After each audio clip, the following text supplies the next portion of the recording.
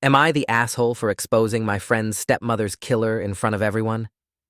It's been 3 months since I, 42M, returned from the war and stayed at Styles Court, a sprawling manor in the English countryside.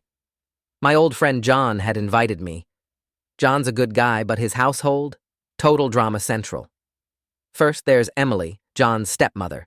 She's wealthy, controlling, and recently remarried a much younger man named Alfred.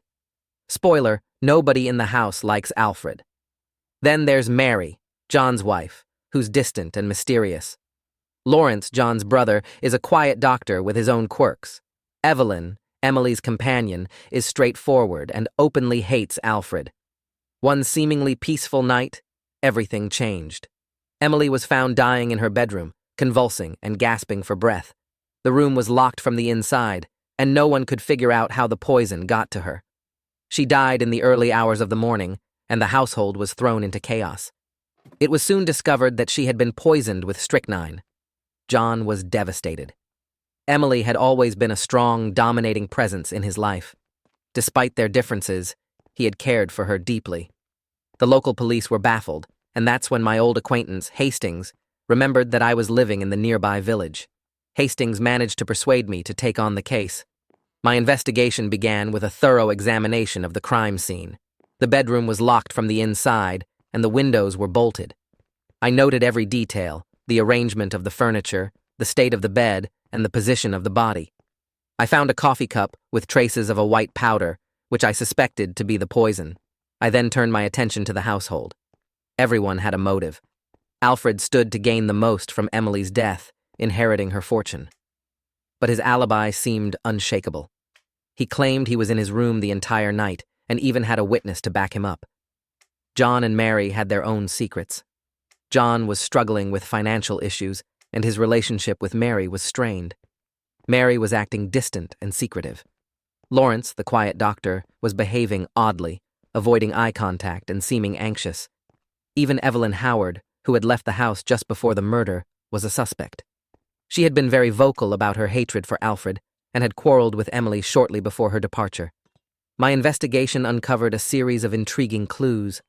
I found a letter in Emily's handwriting, suggesting she had been aware of her impending danger. There were burned fragments of a will in the fireplace, indicating that someone had tampered with her affairs. I also discovered that Emily had recently purchased a large amount of strychnine, allegedly for medicinal purposes. My little gray cells were working overtime. I meticulously pieced together the evidence, considering every possible angle. I questioned the staff and the family, scrutinizing their alibis and motives. I discovered that the key to the mystery was in the timing of the poison and a clever use of a sleeping powder. In a dramatic reveal, I gathered everyone in the drawing room and laid out my findings. I revealed that Alfred was indeed the murderer. Alfred, with the help of Evelyn, had devised a plan to poison Emily gradually, making it look like an accident. They had administered small doses of strychnine over several days, and on the night of the murder, they gave her a final, fatal dose. The clever part of their plan was the use of a sleeping powder, which they had mixed with the strychnine. This delayed the effect of the poison, giving Alfred an airtight alibi. He had been seen in his room, supposedly asleep, at the time of Emily's death. Evelyn had provided the strychnine and helped cover up their tracks. I presented the evidence: the traces of sleeping powder in the coffee cup, the altered will, and the testimonies I had gathered. The case against Alfred was irrefutable. He was arrested, and justice was served. Evelyn, realizing the game was up, confessed her part in the scheme. The household was left in shock. John and Mary had a lot to work through, but they were relieved to see justice done. Lawrence, who had been hiding his own guilt over a minor indiscretion, was vindicated. As for me, my reputation as a brilliant detective was cemented. Hastings was left in awe of my incredible deductive skills and my ability to see through the web of lies and deceit. Reflecting on the case, I realized how easily appearances can deceive. Alfred had seemed harmless, almost pitiful, but beneath his facade was a calculating and ruthless mind. Emily's death was a tragic reminder of how greed and ambition can drive people to commit the most heinous acts.